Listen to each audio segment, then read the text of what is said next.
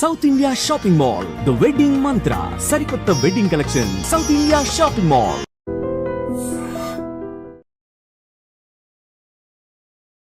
నమస్కారం, welcome to I dream. ధర్మ మార్గం విత్ విజిత కార్యక్రమానికి స్వాగతం.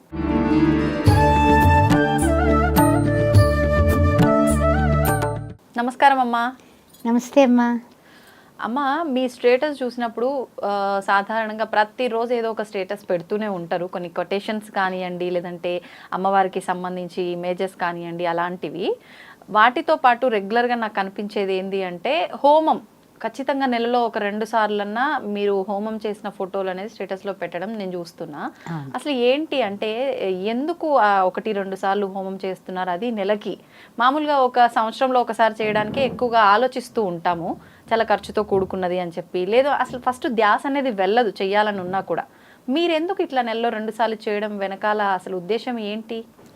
కలియుగంలో కలౌ చండిక లేదా విఘ్నేశ్వర 2 ఎవరైతే హోమాలు చేస్తారో ఏ కష్టాలు, ఏ నష్టాలు, ఏ అనారోగ్యాలు, ఏ ఆపద మృత్యు ఏమున్నప్పటికీ కూడా మొత్తము సకలము కూడా అవన్నీ కూడా ఏమి ఆపదలు అంటే ఏమిటి, అప్పటికప్పుడు వచ్చి స్కైలాబ్ వచ్చి నెత్తి మీద పడిపోతుంది, అది అమ్మవారు చక్కగా పక్కకి తీసేస్తుంది.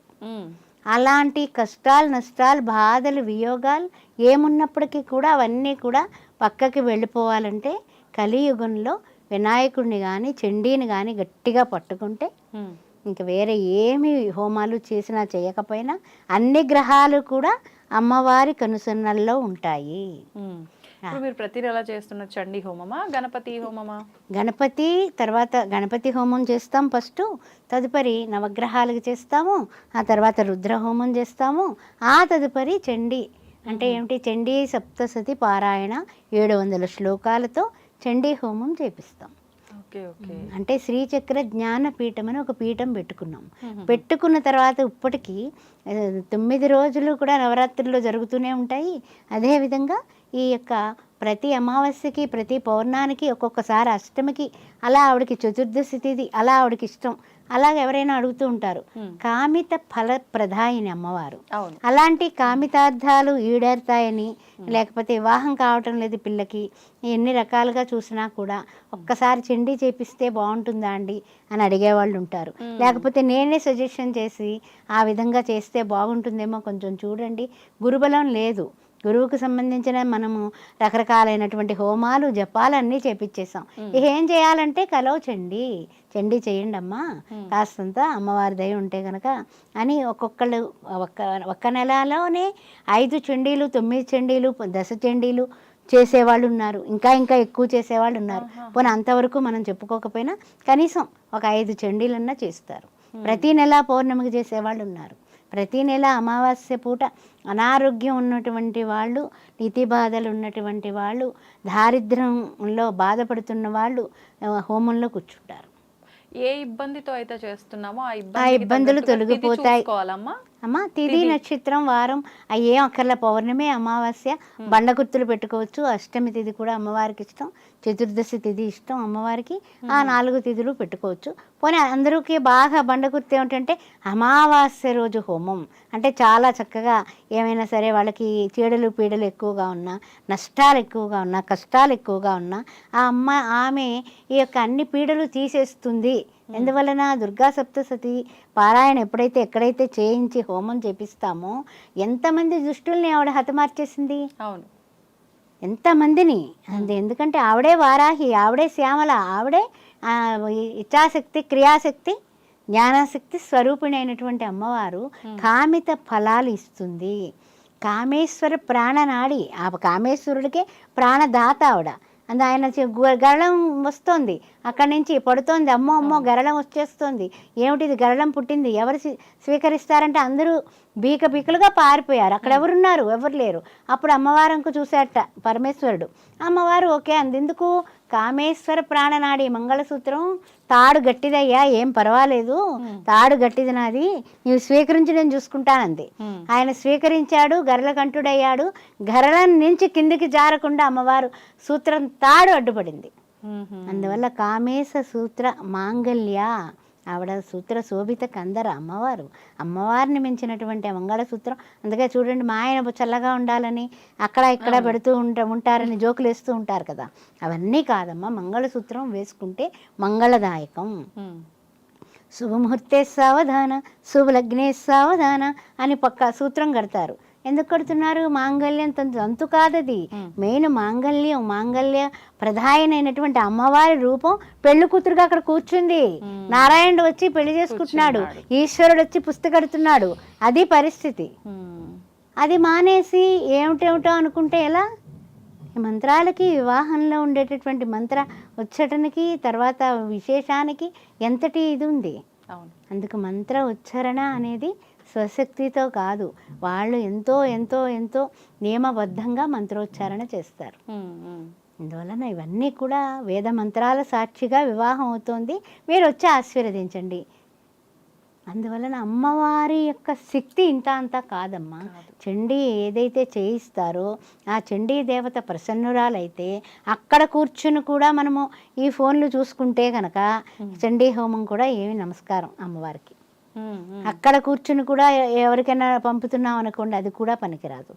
ఏంటంటే అక్కడ కూర్చొని జస్ట్ హోమంలో కూర్చున్నామా, మంత్రం ఏదన్నా సరే మీకు ఏమీ రాదు, అమాయకంగా ఉన్నాము, నాకు ఏమీ రాదు, పోని ఓం శ్రీమాత్రే నమః అంతే, శ్రీమాత అనేసి నీవు అనుకుంటే చాలు కదా. అందుకనే ఆవిడ ఆ నామాల్లో కూడా చూడండి, మనకి లలితా సహస్రనామంలో శ్రీమాత శ్రీ మహారాజ్ఞి శ్రీమత్ సింహాసనేశ్వరి చిదగ్నికుండ సంభూత దేవకార్య సముజ్యత. అమ్మ దేవకార్యాలన్నీ చేసావు కదా, కొంచెం నా తల్లి నువ్వు ఒక్కసారి అవ్యాజ కరుణామూర్తి, నువ్వు కరుణామూర్తివట, నువ్వు ఎంత గొప్పదానవమ్మా, కొంచెం నా భర్తకి బాగోలేదు, నువ్వు కాపాడమ్మా, నా బిడ్డలకి బాగోలేదు, సర్వ ఆపదలు నివారిస్తావట. అందువల్ల ఆపదలన్నీ కూడా చాలా వచ్చి పడిపోతున్నాయి, వాటిని అన్నింటినీ చక్కగా గంటేయమ్మా అని కూర్చొని ఇంత కుంకుమ తీసుకొని అమ్మవారికి చిన్న శ్రీచక్రం పెట్టుకుని ఇంట్లో కూర్చొని మీరు చేసుకోండి, మీకు అదే ఫలితం వస్తుంది. ఎందువల్ల అంటే అందరూ కూడా చండీ హోమాలంటే భయపడిపోతారు. ఇప్పుడు ఒక గుంపుగా ఒక 100 మందికో 50 మందికో అనుకోండి, అది మజ్జిగ పలచనైపోతుంది అనేసి ఒక అభిప్రాయం పడతారు. ఫలితం పూర్తిగా ఉండదంటారమ్మా. అంటే సాధారణంగా వారి యొక్క కష్టాలను బట్టి, వారి ఇంట్లో ఉండేటటువంటి పరిస్థితులను బట్టి, వాళ్ళ కోరికలను బట్టి చేపించుకుంటూ ఉంటారు. సాధారణ చండీ హోమం ఎవరింట్లో వాళ్ళు చేయించుకోవచ్చు, ఎవరింట్లో వాళ్ళు చేయించుకోవచ్చు. కానీ ఏంటంటే ఎక్కువ గుళ్ళో చేయించుకుంటాం చాలా మంచిది. అమ్మవారి గుళ్ళో చేయించడం శుభసూచకం. ఇంట్లో అంటుముట్లు గట్రా ఉంటాయి కదా, అవన్నీ కలుపుకుంటారు. మరలా చండీ అంటే భయం పడతారు. అందుకని సాధారణంగా అలాగ గృహప్రవేశ అప్పుడు చేసుకుంటాం, గృహారంభం లేకపోతే ఫస్ట్ శంకుస్థాపన చేసుకోవచ్చు. ఆ స్థలం అంతా పవిత్రమైపోతుంది. ఇప్పుడు సాధారణంగా గృహప్రవేశం అంటే గణపతి హోమం చేస్తాం కదా, అప్పుడు కూడా చండీ కూడా చేయించవచ్చు. కానీ రంగులన్నీ పోతాయి, మేమంత ఇంటీరియర్కి అంత ఖర్చు పెట్టేసాం అనేసి చేసుకోరు. హోమం చేయడం మానేశారు. ఇప్పుడు హోమం అంటే పొగ, హోమం అంటే నల్లగా అయిపోతుంది అనేది వచ్చేసింది. కానీ నిజంగా హోమం అనేది చాలా పరమ పవిత్రమైంది. ఏదైతే నవగ్రహ వంటపారాధన చేసి సత్యనారాయణ వ్రతానికి అష్టదిక్పాలకుల్ని పిలుస్తున్నామో అసలు వాళ్ళందరికీ అభినేత్రి ఆవిడ, ఆది పరాశక్తి. ఆవిడని ఎందుకు మనం పిలవలేము? ఎందుకని అంటూ ఉంటారు, అంబా భవాని జగదంబా భవాని శ్రీచక్రవాహిని అభయప్రదాయిని నాదస్వరూపిణి జ్యోతి ప్రకాశిని ఓంకార రూపిణి శ్రీ గౌరీ జనని ఆపన్నివారిణి.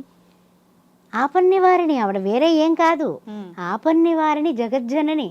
అందువల్ల అమ్మవారికి ఎప్పుడూ కూడా మనము అశ్రువుగా మనలో ఉండేటటువంటి ప్రేమ ఆవిడకి తగలాలి. ఇప్పుడు చూడండి, అమ్మా అంటాము పడిపోయి, వెంటనే మన అమ్మ పరిగెత్తుకుని వస్తుంది ఎక్కడున్నా కూడా పిల్లాడిని గబక్కని లావదీయడానికి.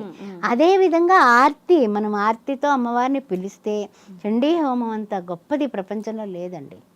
ఎన్నిసార్లు ఎందుకు చేయిస్తున్నారు అంటే కనుక నేను చేయించడం కాదు, నేను అనేది గడ్డి పరక, అమ్మవారు చేయించుకుంటోంది. అది 100% కాదు, 1000% సత్యం. నేను తపన పడతాను, అయ్యో పౌర్ణమి వచ్చేస్తుంది, ఈసారి మనమే చేయించేసుకుందామా.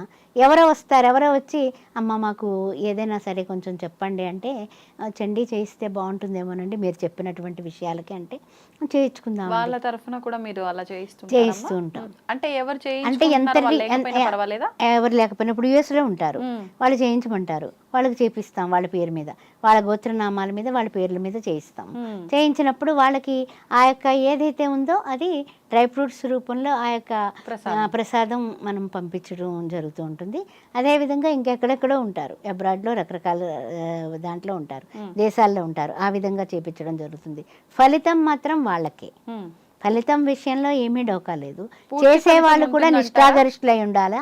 2 hours 3 hours పడుతుందమ్మా. అది కాదమ్మా, ఇప్పుడు వాళ్ళు సొంతంగా లేరు, వాళ్ళ పేరు మీదనే జరుగుతుంది, అది పూర్తి ఫలితం వస్తుందా వాళ్ళకి? పూర్తి ఫలితం వాళ్ళకే వస్తుంది.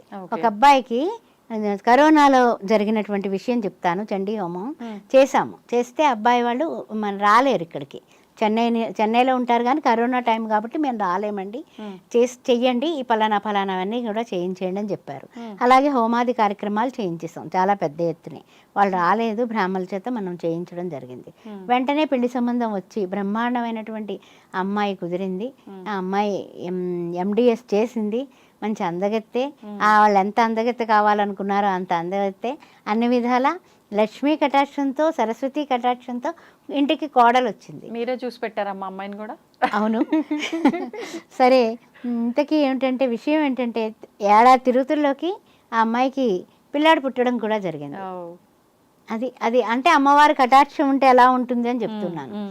ఆ అమ్మాయి వాళ్ళ పిల్లాడు పుట్టడం కూడా భగవంతుని యొక్క ఇదే. అమ్మవారు ఏం చేస్తుంది తెలుసా, మనకు నిజంగా వాళ్ళని చూడాలి, ఎత్తుకోవాలనుకున్నాం అనుకో, వాళ్ళకి మనకి ఏమైనా ఇంటర్నల్ లింక్స్ అది తెగిపోకుండా ఉన్నాయనుకో, వాళ్ళ పెళ్ళికి పిల్లాడు పుట్టినప్పుడు చంటి బిడ్డను ఎత్తుకోవడానికి చండీ హోమానికే నేను నెల్లూరుకి వెళ్ళడం జరిగింది. చండీ హోమం అక్కడ జరిగింది, బయటకు వచ్చాను. కామాక్షి తాయి దర్శనం చేసుకున్నాక మాకు మనవడు పుట్టాడండి, మీరు ఊర్లోనే ఉన్నారని తెలిసింది, ఒక్క అడుగు వేయరా అన్నారు. సరే అయితే ట్రైన్ ఎక్కే ముందన్నా వస్తాను, ఎందుకంటే మళ్ళీ చండీ హోమం చేయించుకున్న బట్టలతో మనం వెళ్ళకూడదుగా హాస్పిటల్కి. అందువల్ల ఆ బట్టలు అవన్నీ కూడా మనం ఎంతవరకు పవిత్రంగా ఉంటామో అంతవరకు ఉండాల్సిన సమయాల్లో అది పురిటే మైలు అవుతుంది కదా, అందుకని వెళ్ళడం జరిగింది, పిల్లాడిని ఎత్తుకోవడం జరిగింది. ఓం భూర్భస్వాహ చెప్పుకున్నాను, అమ్మవారికి కృతజ్ఞతలు చెల్లించుకున్నాను, నా అదృష్టం అనుకున్నాను. నిజంగా అంతే కదా, వాళ్ళు మనల్ని నమ్మి పైసలు పంపించి చేయించుకోవడం ఏమిటి, వెంటనే కుదరడం ఏమిటి, 6 నెలలు తిరగకుండా వెంటనే పెళ్ళి బ్రహ్మాండంగా ధూమ్ధామ్సే చేశారు. పిల్లాడు పుట్టడం జరిగింది. ఆ పిల్లాడికి బ్రహ్మాండమైన నామకరణం, అప్పుడే 3 ఏళ్ళ పిల్లాడు అయిపోయాడు. అలా చాలా చాలా చాలా మిరాకిల్స్ అమ్మా. చండీ అనేది గొప్ప. యా దేవి సర్వభూతేషు మాతృరూపేణ సంస్థిత నమస్తత్వే నమస్తత్వే నమస్తత్వే నమో నమః. అది అమ్మవమ్మ, అమ్మనగన్న అమ్మవి, పెద్ద అమ్మవి నీవు అని అమ్మని. అదేవిధంగా లక్ష్మీ కటాక్షం కావాలి మనకి, ప్రపంచమంతా దాని మీదే నడుస్తోంది, జగమంతా కూడా ధనమూల జగత్ అంటూ ఉంటాం కదా. మళ్ళీ అలాంటప్పుడు యా దేవి సర్వభూతేషు లక్ష్మీ రూపేణ సంస్థిత నమస్తత్వే నమస్తత్వే నమస్తత్వే నమో నమః. అధికంగా నిద్ర ఆవహిస్తోందమ్మా. ఈ శని భగవాను నా నెత్తి మీద కూర్చున్నాడు, ఏమిటో అర్థం కావడంలా, అసమాన్ నిద్రపోతున్నాను, తమో గుణంతో ఉన్నాను. ఎలా అమ్మా అంటే యా దేవి సర్వభూతేషు నిద్రారూపేణ సంస్థిత నమస్తత్వే నమస్తత్వే. అది కూడా తగ్గిస్తుంది, నేను యాక్టివ్గా చేస్తుంది, నీలో ఎనర్జీ లెవెల్స్ పెరుగుతుంది. అందువల్ల ఇచ్ఛాశక్తి, జ్ఞానశక్తి, క్రియాశక్తి స్వరూపిణ్యే నమః. ముగ్గురమ్మల మూలపుటమ్మ అమ్మవారు. లలితా సహస్రనామంలో ఎంతో ఎంతో డెప్త్ ఉంది. మనం ఒక్కొక్క నామంలోకి వెళ్ళి దీర్ఘంగా చర్చిస్తే అంతు లేదు. అందుకనే చండీ హోమం అంటే నాకు ప్రాణం. ప్రాణం పోయే వరకు కూడా చండీ హోమాలు చేయించుతూ ఉండేలాగా వరమిమ్మని అమ్మవారిని కోరుకుంటూ ఉంటాను. సూపర్ అమ్మా, ధన్యవాదాలు. శ్రీమాత్రే నమః. తవ్వండి, తవ్వుతూనే శివలింగం. పరమాత్మకు జీవా. సరే, దాన్ని అట్లా కప్పేసేయండి, చూపించదండి. Krishna is there. మూర్తి పూజ కాదు, సాక్షాత్ బ్రజేంద్ర నందన భగవాన్ ఉన్నారు మూర్తిలో. ఏమీ ఆశించకుండా ఆరాధించే వాళ్ళు కూడా ఉన్నారా ప్రభుజీ? నిజమైన భక్తి అంటే మనకు తెలియదు కాబట్టి